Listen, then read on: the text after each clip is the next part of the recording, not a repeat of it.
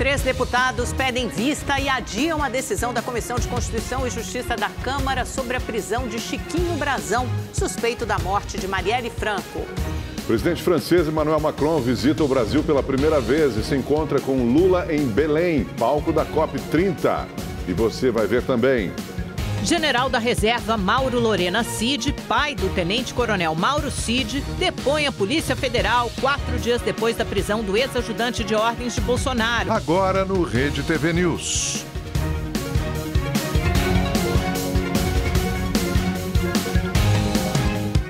A Comissão de Constituição e Justiça da Câmara dos Deputados começou a analisar a prisão de Chiquinho Brazão.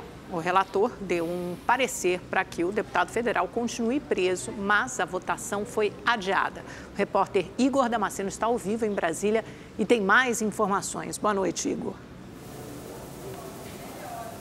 Oi, Amanda, boa noite a você, também ao Augusto, boa noite a todos que nos acompanham.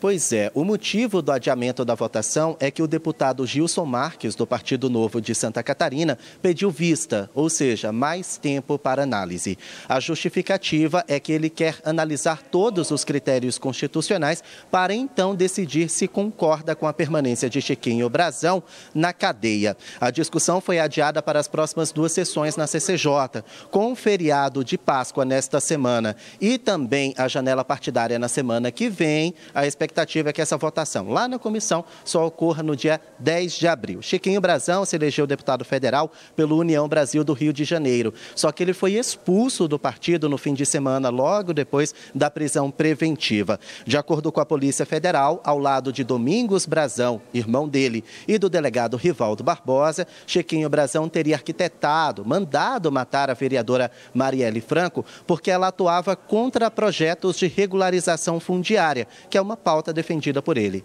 Chiquinho Brazão participou da sessão da CCJ, Comissão de Constituição e Justiça, de forma virtual. Ele está preso na Penitenciária Federal daqui de Brasília. Aos colegas, Brazão disse que tinha um bom relacionamento com Marielle Franco e desmentiu o relatório da Polícia Federal. Vamos acompanhar. Foi um debate onde eu debatia com a vereadora. Uma coisa simples. Não vejo esse elo gerando o que gerou para o mundo todo, pelo Brasil, pela simples discordância de pontos de vista.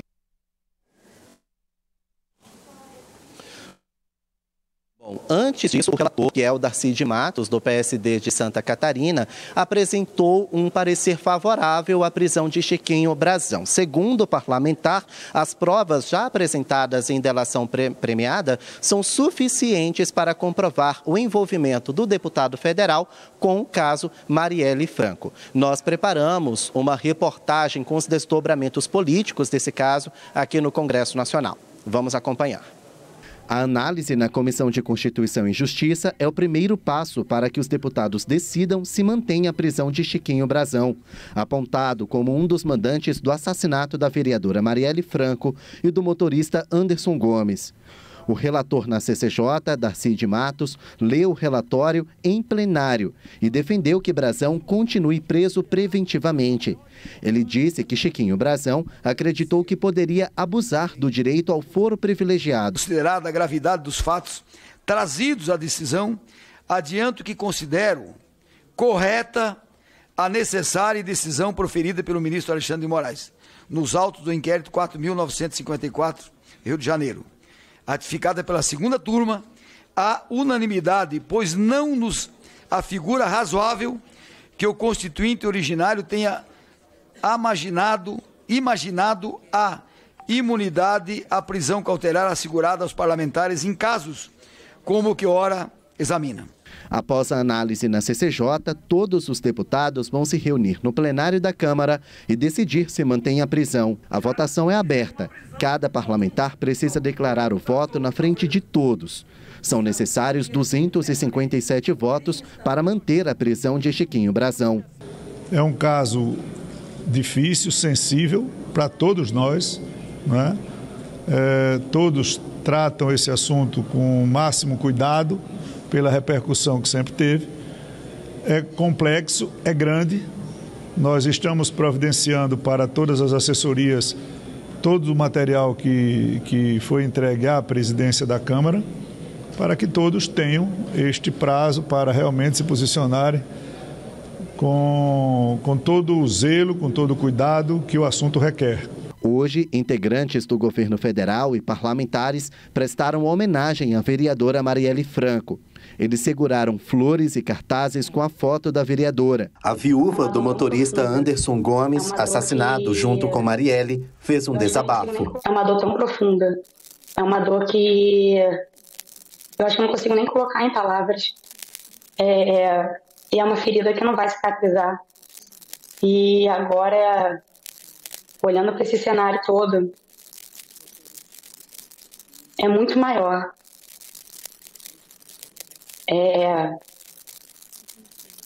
Me faltam palavras para descrever a raiva que eu sinto hoje. E daqui a pouco a gente volta a falar sobre o caso Marielle, trazendo mais informações para você aqui no Rede TV News. A Operação Verão, no litoral de São Paulo, já contabiliza 53 mortes. Esta é a operação mais letal do estado desde o massacre do Carandiru, que aconteceu em 1992, quando 111 pessoas morreram. E o Conselho Estadual de Defesa dos Direitos da Pessoa Humana do estado de São Paulo encaminhou ao Ministério Público uma representação contra o secretário da Segurança Pública paulista, Guilherme Derrite, por causa desses números. O repórter Murilo Rincon traz ao vivo os detalhes para a gente, as suas informações. Boa noite para você, Murilo. Boa noite, Augusto, Amanda, e para todos que nos acompanham. Pois é, o CONDEP disse que a Secretaria de Segurança Pública não respondeu a nenhum questionamento sobre as mortes que aconteceram nas operações policiais. A representação foi enviada para o Procurador-Geral de Justiça de São Paulo hoje. O pedido aconteceu durante um encontro entre familiares das vítimas que morreram durante as operações Escudo e Verão da Polícia Militar, lideranças e também moradores da Baixada Santista ontem, no auditório da Faculdade de Direito da Universidade de São Paulo. Foi divulgado um relatório que apresenta 8 casos envolvendo 12 mortos e 2 feridos, vítimas da violência policial nas cidades de Santos, São Vicente e Cubatão, e que detalha ilegalidades cometidas por policiais. O documento destaca uma série de recomendações ao poder público. A primeira delas é o fim das operações Escudo e Verão e o uso obrigatório de câmeras corporais por todos os envolvidos nessas operações. Pede também apoio psicológico aos PMs e garantia de que todos os casos de mortes por policiais nessas operações sejam investigadas pelo DHPP. Nós vamos ouvir agora o que diz o coordenador de projetos do Instituto Sou da Paz, Rafael Rocha, que participou dessa audiência ontem e conversou com a nossa equipe sobre as falhas dessas operações. Vamos ouvir. Esse tipo de estratégia de um policiamento ostensivo, muito violento e pulverizado, né? Você tira policiais da capital, da região metropolitana para a Baixada, que eles não conhecem o território, não é a melhor forma de enfrentar o crime organizado. Gera mais mortes, mais violência, inclusive mortes de policiais. Mas encher a Baixada de policiais militares vai gerar no máximo um confronto ou mortes de pessoas que primeiro, deveriam ser presas e não ser mortas, mas são pessoas que estão na base dessa pirâmide do crime organizado. Então é uma operação extremamente midiática, letal e que expõe os moradores e expõe os próprios policiais sem trazer grandes resultados. E o estado de São Paulo registrou um aumento de casos de latrocínio, que é o roubo seguido de morte, em fevereiro. Foram 16 situações assim de latrocínio, contra 11 no mesmo período do ano passado, uma alta de 45%. Os dados são da Secretaria de Segurança Pública de São Paulo. Depois de 9 dias sem eletricidade no centro de São Paulo, a energia foi finalmente restabelecida em quase toda a região. Alguns locais ainda apresentam instabilidade. Foram dias sem elevador, sem água e sem luz. Os moradores tiveram a rotina afetada. Para os comerciantes, ficou o prejuízo. Porque assim, a nossa venda, porque a gente ficou aí 4 dias sem vender nada. A gente estava aqui embaixo, sentado aí assistindo o movimento, mas a gente teve um bom prejuízo. Eu estava já chorando. A Enel, a companhia responsável pela energia em São Paulo, disse que restabeleceu o fornecimento de energia para as regiões de Higienópolis, 25 de Março e Vila Buarque. Embora boa parte da via já tenha tido a eletricidade restabelecida, a Rua Paim, na Bela Vista, ainda apresenta pontos com falta de energia, dependendo dos geradores.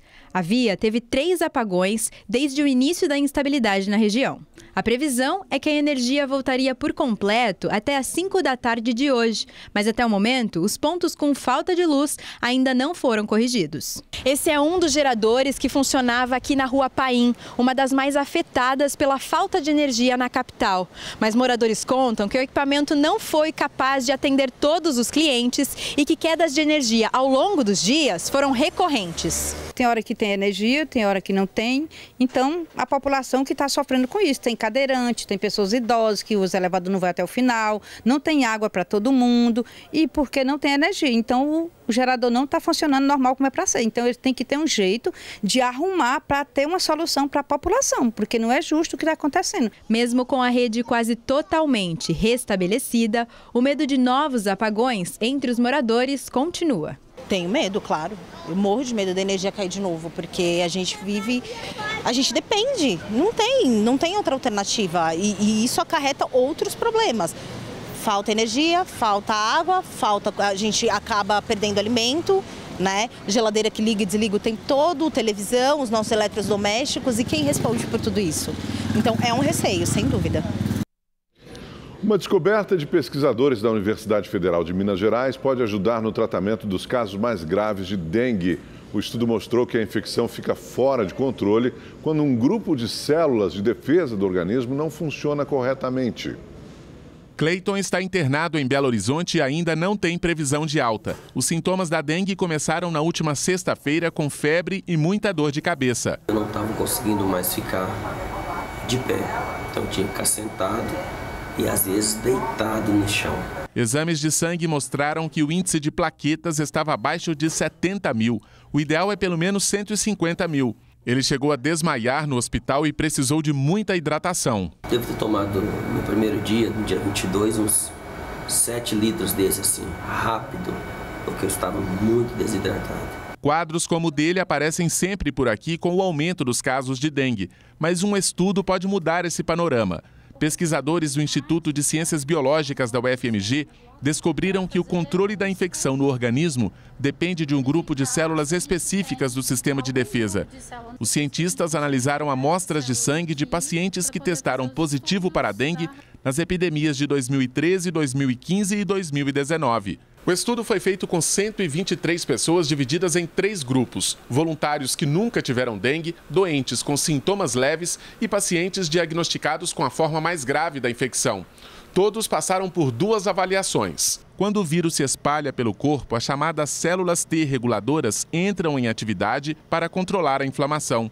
Os casos mais graves ocorrem quando esse mecanismo de defesa não funciona corretamente. Existem outros mecanismos reguladores, mas a gente viu que as T reguladoras, no contexto de dengue, se elas não estiverem funcionando, a inflamação fica descontrolada e esses pacientes têm, então, extravasamento plasmático, hemorragias e podem vir a óbito. As causas do mau funcionamento das células que controlam o processo inflamatório da dengue ainda serão estudadas mais a fundo. O fator mais provável é genético, mas, de acordo com cientistas, já é possível afirmar que essa descoberta pode ajudar no tratamento dos casos mais graves da doença. Estudos que vão trazer medicamentos que induzam as T reguladoras. Então, caso as pessoas tenham tido aquela inflamação inicial extremamente exacerbada e elas estejam hospitalizadas, essas pessoas podem tomar, então, um medicamento que vão promover a ativação dessas células T reguladoras e a diminuição dessa inflamação. O Brasil já registrou mais de 2.300.000 casos prováveis de dengue. 831 pessoas morreram e outros 1.200 óbitos são investigados. Somente no estado de São Paulo, nas últimas 24 horas, 24 mortes foram registradas. Em Garanhuns, no agreste de Pernambuco, menores infratores fizeram uma rebelião na Fundação de Atendimento Socioeducativo, a FUNASE. 8 conseguiram fugir. Esse é o 3º motim registrado na unidade neste ano. A rebelião começou na noite de ontem. Tiros e pancadas nos portões foram ouvidos de dentro da unidade. A fumaça era vista de longe, cadeiras e colchões foram queimados. A polícia militar foi acionada e o motim foi controlado. Na confusão, um funcionário da unidade foi ferido na cabeça. Ele foi levado para o Hospital da Restauração, no Recife. O estado de saúde não foi divulgado. Em nota, a Funase disse que 5 reeducandos foram recapturados e que as buscas pelos outros 3 continuam. A opinião popular sobre o Supremo Tribunal Federal teve uma pequena melhora, segundo pesquisa da Datafolha. O número de pessoas que reprovam o STF caiu 10%. De acordo com a pesquisa feita esse mês, 29% dos entrevistados aprovam o trabalho do STF. Em dezembro, eram 27%. Já o número dos que reprovam a atuação da Corte ficou em 28%. No final do ano passado, era de 38%. Também houve aumento no número de entrevistados que consideram o trabalho do STF regular, que ficou em 40% perante 31% em dezembro. 3% dos entrevistados não souberam responder. Em dezembro de 2023, eram 4%. A pesquisa ouviu 2.002 pessoas com 16 anos ou mais em 147 municípios brasileiros. As entrevistas foram nos dias 19 e 20 de março. A margem de erro é de 2 pontos para mais ou para menos. Um estudo divulgado hoje traz dados preocupantes sobre renda, saneamento, saúde e violência em algumas capitais do país. No Nordeste, Salvador tem as piores taxas, enquanto os melhores índices foram identificados em Curitiba.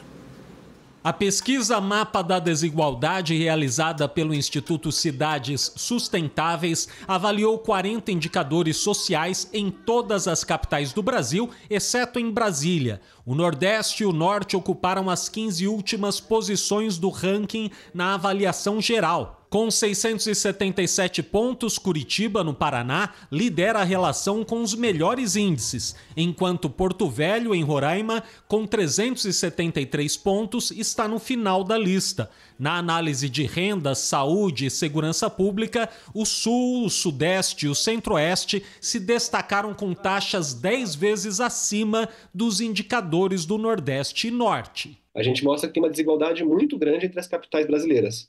Então, essa desigualdade não pode ser naturalizada, né? A ideia é de que a gente tenha políticas que, de fato, revertam essas desigualdades. Das 10 capitais com a maior presença de favelas, 8 estão nas regiões Norte e Nordeste. Salvador, na Bahia, tem cerca de 41% das moradias nessas condições. Já Campo Grande, no Mato Grosso do Sul, registra menos de 2% das residências em favelas. A cobertura de esgoto é mais um exemplo da imensa desigualdade. A cidade de São Paulo disponibiliza até 20 vezes mais sistema de esgoto do que as capitais do norte, e 100% das casas são atendidas pela rede, enquanto em Porto Velho essa taxa não chega a 6%. Isso é absolutamente, enfim, assustador. São capitais, né? São as cidades que de alguma maneira são referência para o país. Então, desigualdades nessa dimensão a gente não esperava. A prioridade maior sempre foi o Sudeste e o Nordeste sempre ficou em segundo plano. A situação econômica, né? Em primeiro lugar, né? Que as capitais do Sul têm mais suporte, né? Tem um leque maior de política, né? E isso favorece muito a eles ter mais condições de governar. Diferenças extremas foram identificadas também na mesma região. No Nordeste, Salvador tem o pior índice de desnutrição infantil e Fortaleza, uma das melhores taxas. Na capital baiana, a cada 100 crianças menores de 5 anos, 4 apresentaram desnutrição em 2021, segundo dados coletados no Ministério da Saúde. Já aqui em Fortaleza, a taxa era de 0,45%, atrás apenas de Teresina, no Piauí, que atingiu 0,44% das crianças, a menor marca de desnutrição infantil do país. É importante a gente buscar estimular cooperações, formas de aprendizado de políticas públicas entre esses vizinhos, né? Essas cidades que estão ali na mesma região certamente têm mais semelhanças do que se você for aplicar uma política que às vezes vem do centro-sul do país. Começou a ser paga hoje a primeira parcela do programa Pé de Meia. Estudantes contemplados pelo benefício receberão a partir de hoje R$ 200 como bônus de matrícula. O valor não vai ser descontado dos R$ 1.800 de incentivo de frequência. O programa criado pelo MEC tem como objetivo combater a evasão escolar. Estão contemplados no programa alunos do ensino médio de escola pública de 14 a 24 anos e que têm a família inscrita no CAD único. O governo federal quer condicionar a redução dos juros das dívidas dos estados ao aumento de matrículas no ensino técnico de nível médio. A proposta foi apresentada hoje pelo Ministério da Fazenda a governadores do Sul e do Sudeste.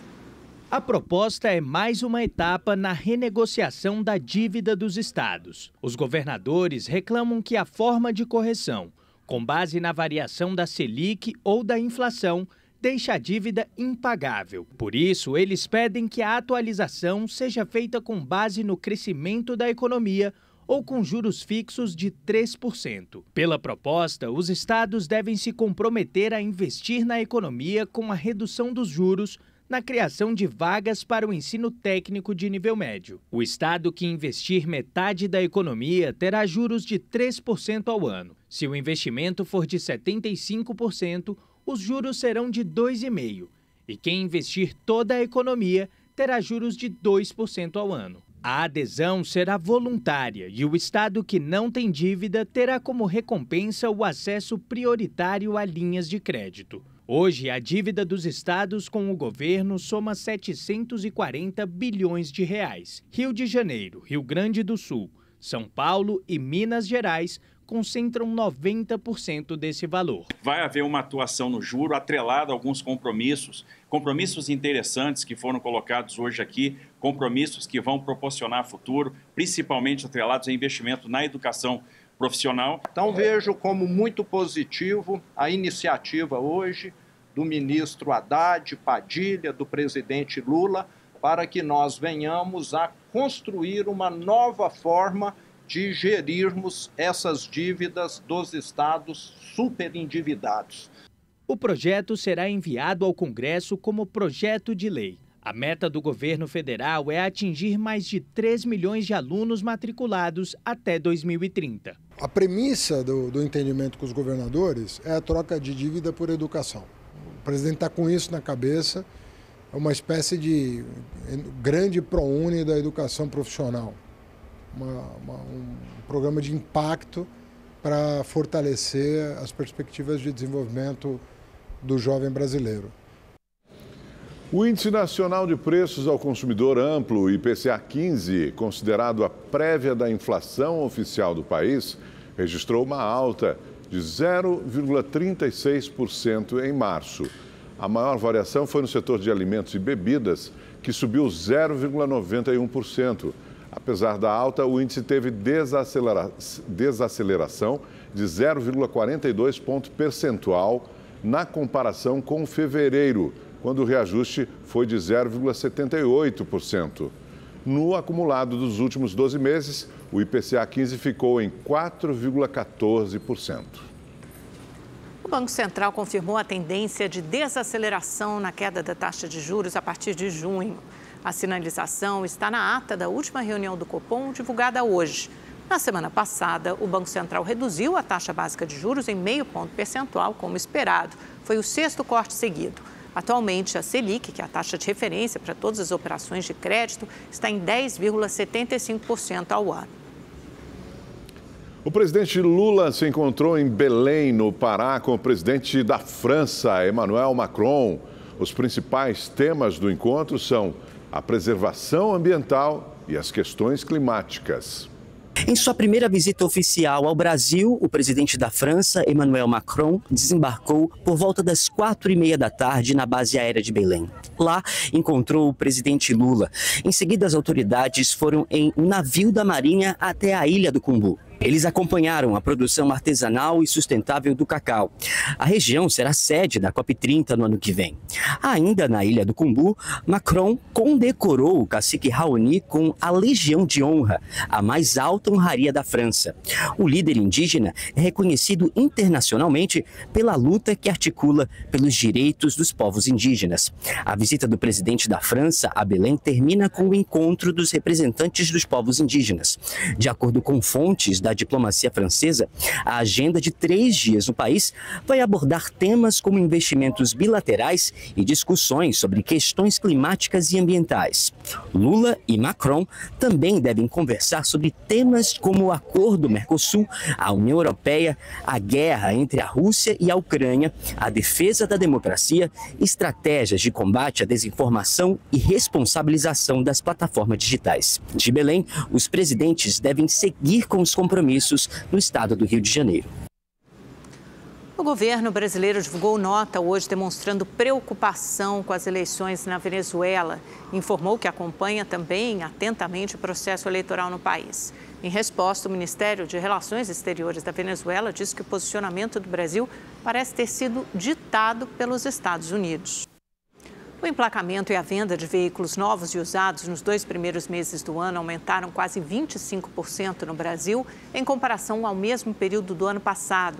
Só no segmento de automóveis, as vendas cresceram 19,6%. Em janeiro, o novo carro do Rodrigo finalmente chegou. Então, eu sou muito fã de motor.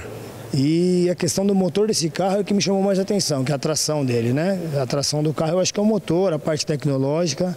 Mas sempre bom, sempre, tudo que é novo é bom, na verdade é isso, né? Segundo a Federação Nacional da Distribuição de Veículos Automotores, quase 240 mil carros novos foram vendidos entre janeiro e fevereiro deste ano, cerca de 16% a mais que em 2023. A venda de veículos usados também teve um crescimento expressivo, cerca de 14%. Essa concessionária em Osasco, na Grande São Paulo, por exemplo, vendeu 97 carros novos e usados entre janeiro e fevereiro deste ano, cerca de 20% a mais que as vendas no mesmo período no ano passado. E a expectativa é que nos próximos meses as vendas continuem crescendo. Então eu creio que a tendência é crescer. Eu acho que esse mês agora de março vai ser melhor do que esse mês de fevereiro que fechou para a gente. Para os especialistas, são muitos os fatores que explicam esse crescimento, que vão desde a maior disponibilidade de recursos para o financiamento de veículos, oferta de crédito e redução das taxas de juros, até a chegada das montadoras chinesas no Brasil, que oferecem menores preços. Formulacamente, a questão da vinda das fábricas chinesas para o Brasil com carros muito mais em tecnologia e efetivamente com preços menores que aqueles praticados.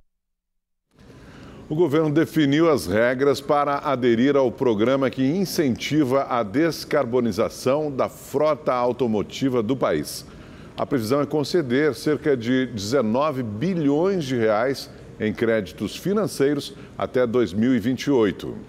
O programa Mobilidade Verde e Inovação, conhecido como MOVER, amplia as exigências de sustentabilidade da frota de carros, ônibus e caminhões. E, por meio de incentivos fiscais, estimula a produção de novas tecnologias nas áreas de mobilidade e logística para descarbonizar a frota. O vice-presidente e ministro da Indústria, Geraldo Alckmin, assinou a portaria com os requisitos para habilitar e conceder os créditos. O MOVER é o maior programa de estímulo à mobilidade e à descarbonização de toda a história da indústria automotiva.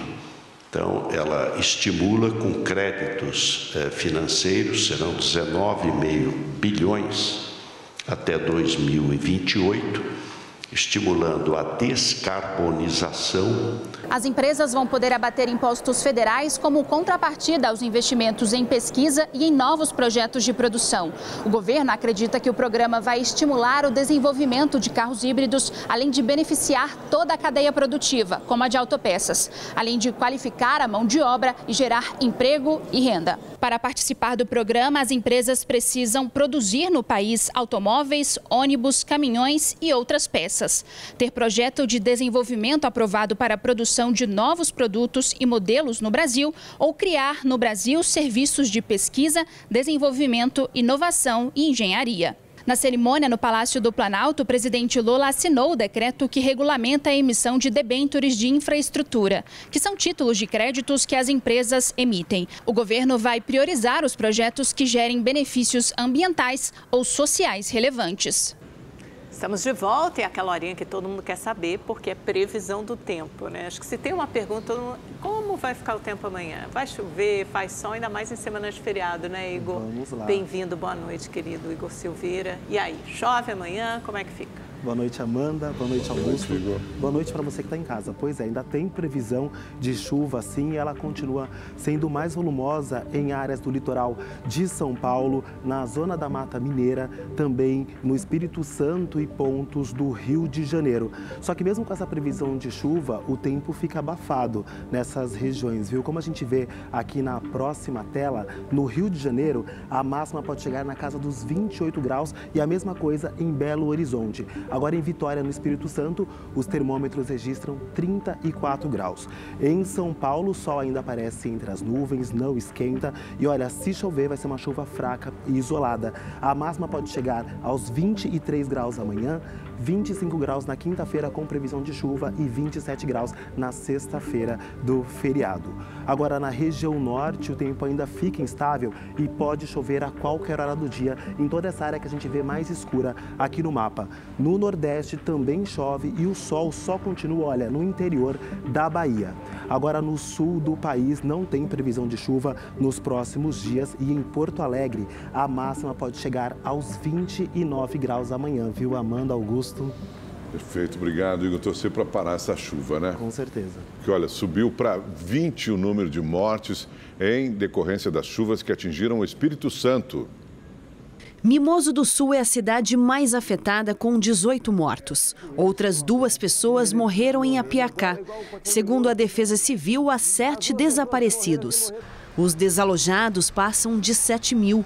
Mais de 400 pessoas estão desabrigadas. Quase 8 mil moradores precisaram deixar suas casas após o temporal. O governo do estado decretou situação de emergência em 13 municípios. Algumas cidades chegaram a registrar mais do que o dobro de chuva que estava prevista para todo o mês de março. O general Mauro César Lorena Cid, pai de Mauro Cid, que era ajudante de ordens do ex-presidente Bolsonaro, prestou depoimento hoje à Polícia Federal. Ao vivo, a repórter Maria Ferreira tem mais informações. Oi, Maria, boa noite. Boa noite, Amanda, Augusto, boa noite a todos. Olha, ele foi ouvido sobre o caso da venda das joias sauditas que foram dadas de presente ao Estado brasileiro, mas que foram incorporadas de forma irregular aos bens pessoais do ex-presidente Jair Bolsonaro. O general Lorena Cid chegou à sede da Polícia Federal aqui em Brasília por volta de 2 da tarde, acompanhado do advogado que também defende o ex-tenente-coronel Mauro Cid. Eles saíram cerca de 2h30 depois da sede da Polícia Federal, sem falar com a imprensa. Essa oitiva acontece 4 dias depois que o ex-ajudante de ordens de Bolsonaro, Mauro Cid, foi preso preventivamente por ordem do ministro do Supremo Tribunal Federal, Alexandre de Moraes. O ministro entendeu que Mauro Cid não respeitou os termos do sigilo da delação premiada. Nesse acordo com a Justiça, Mauro Cid exigiu que a família dele, os familiares, não fossem envolvidos nas investigações da PF. Mas, segundo os agentes, Lorena Cid era responsável por negociar essas peças, a venda dessas peças e receber na própria conta bancária os valores. Inclusive, a Polícia Federal identificou o rosto de Lorena Cid em uma foto que ele tirou quando tentava vender uma escultura. Essa imagem, então, serviu de prova e foi anexada à operação deflagrada em agosto do ano passado, quando a Polícia Federal fez buscas em endereços ligados a Mauro Cid, Lorena Cid e também a assessores de Bolsonaro. Eu lembro que o ex-presidente ele ganhou joias e outros presentes milionários durante o seu mandato. E as investigações da Polícia Federal mostraram que elas deveriam ter ido para o acervo do Estado brasileiro, mas começaram a ser vendidas nos Estados Unidos em junho de 2022. Eu volto com vocês no estúdio. Perfeito, obrigado, Maria. Voltamos a falar do caso Marielle. A revelação sobre o envolvimento de um chefe da Polícia Civil nas mortes da vereadora e do motorista Anderson Gomes mostra que nem sempre quem deveria proteger a população cumpre essa função. Esse não foi o único ex-chefe da corporação que acabou preso. Outros 3 se envolveram em crimes e foram parar atrás das grades. Enquanto ocupou o posto de titular da Delegacia de Homicídios entre 2011 e 2018, Rivaldo Barbosa, acusado de planejar a morte de Marielle e de receber dinheiro para obstruir as investigações, deixou pelo menos outros 5 casos importantes sem conclusão. Segundo o relatório da Polícia Federal, todos os assassinatos foram cometidos pelo Escritório do Crime, grupo de execuções criado pelo miliciano Adriano da Nóbrega, morto na Bahia em 2020 em confronto com a polícia. Um deles é o do bicheiro José Luiz de Barros Lopes, o Zé Personal, morto em 2011. Ele era marido de Xana Garcia, filha do contraventor Valdomiro Paz Garcia, o Maninho, morto em 2004. A disputa pelo espólio da família Garcia foi a motivação do crime. Em 2016, o sargento da PM, Geraldo Antônio Pereira, que era ligado a bicheiros, e Marcos Falcon, ex-policial militar, presidente da Portela e candidato a vereador, também foram assassinados. Em 2017, Ailton Carlos Gomes Escafura, filho do bicheiro José Caruso Escafura, o Piruinha, foi morto em um hotel. Já em 2018, Marcelo Diote da Mata foi morto no estacionamento de um restaurante. Ele era marido da ex-mulher de Cristiano Girão, apontado como líder de uma milícia da Zona Oeste. Desde 2008, outros 3 ex-chefes de polícia do Rio foram presos por envolvimento em crimes. Esses casos têm uma característica em comum: a ligação com quadrilhas que controlam o jogo do bicho. Em 2008, o delegado Álvaro Lins, que ocupou o cargo nos governos de Antony e Rosinha Garotinho, foi preso por suspeita de lavagem de dinheiro, formação de quadrilha, corrupção passiva e facilitação ao contrabando. Também foi acusado de envolvimento com a máfia dos caça-níqueis. Ele foi expulso da polícia em 2009. Também em 2008, Ricardo Halak, que foi chefe de polícia no governo de Rosinha Garotinho, foi preso por corrupção, formação de quadrilha e lavagem de dinheiro. Ele acabou condenado a 5 anos e 9 meses por corrupção passiva. Ricardo morreu no ano passado. Em 2022, o Ministério Público prendeu Alan Turnovski por suspeita de atrapalhar investigações sobre uma quadrilha que cobrava propinas de lojistas em Petrópolis, na região serrana, e de ligação com o jogo do bicho. Ele estaria envolvido em um plano para matar o contraventor Rogério Andrade. Turnovski aguarda julgamento. Para esta especialista, os casos mostram a falta de fiscalização sobre o trabalho dos delegados da Polícia Civil no Estado. No Rio de Janeiro, as polícias trabalham de maneira muito autônoma. Isso favorece a que a atividade policial seja capturada por essas organizações, porque a polícia ela detém a prerrogativa de comercializar a redução da repressão. E no Rio de Janeiro, 8 pessoas, entre elas um secretário municipal, foram exoneradas dos cargos por estarem ligadas ao deputado federal Chiquinho Brazão, apontado como mandante da morte da vereadora Marielle Franco. Ao vivo, o repórter Tony Vendramini traz os detalhes para a gente. Boa noite para você, Tony. Boa noite, Augusto. Boa noite, Amanda. Boa noite a todos que nos acompanham. O prefeito Eduardo Paes exonerou o secretário de Ação Social, Ricardo Abrão, e outros 7 servidores que ocupavam cargos comissionados na pasta. Todos são ligados ao deputado federal Chiquinho Brazão, suspeito de ser um dos mandantes do assassinato da vereadora Marielle Franco. Até fevereiro, o próprio Chiquinho era o secretário. Ele deixou o cargo depois de ter o nome associado ao caso Marielle, mas não perdeu a influência. Foi dele a recomendação do sucessor, o Ricardo Abrão, que é sobrinho do bicheiro Anísio Abraão Davi. O Ricardo também é o suplente de Chiquinho na Câmara e vai ocupar a vaga caso ele seja afastado. Também hoje a Federação Pessoal Rede enviou um ofício ao Tribunal de Contas do Estado pedindo uma investigação rigorosa sobre o envolvimento do conselheiro Domingos Brazão no assassinato de Marielle. O documento pede também a suspensão do pagamento dos salários até que haja uma decisão sobre um possível desligamento. Augusto, Amanda. Muito obrigada, Tony. E a Sexta-feira Santa chegando, o que chama a atenção é o preço do peixe. Aqui em São Paulo, comerciantes da CEAGESP apostam nas promoções para atrair os clientes. Por aqui está todo mundo de olho no peixinho para o almoço de sexta-feira. Qual é o peixe que mais a senhora gosta? Tilápia. Bacalhau? Não, não sou chegada. Para quem não é fã de ficar na cozinha horas e horas para preparar o almoço, tem uma opção e tanto: levar para casa o peixe pronto para assar. O que você achou dessa opção? Ótimo, muito bom. Quer ir para a cozinha não, hein? Não, ela não consegue mais, então tem que comprar o mais prático para ela, né? Na Semana Santa, o peixe é a proteína mais escolhida. O bacalhau é o preferido.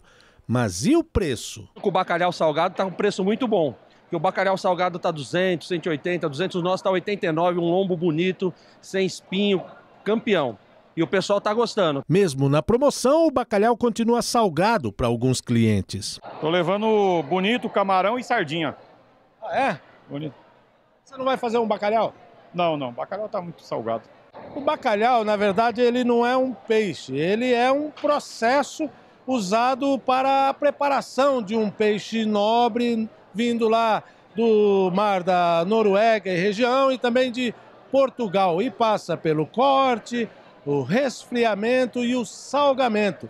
Mas existem aqui no Brasil outras opções de peixes aqui dos nossos mares e rios que são muito mais em conta. Qual a opção para o bacalhau? Tem o filé de São Peter. É o que todo mundo conhece. Todo mundo conhece esse filé. E que ele serve para tudo, tanto para filé, para fritar, assar. Qual é a alternativa para quem não tem dinheiro para comprar esse bacalhau duzentão aí? E esse de 89? Filé de merluza, filé de panga. O Rede TV News nesta terça-feira fica por aqui. Obrigado pela sua companhia. Uma ótima noite. Uma boa noite para você. Nos vemos amanhã. Até lá.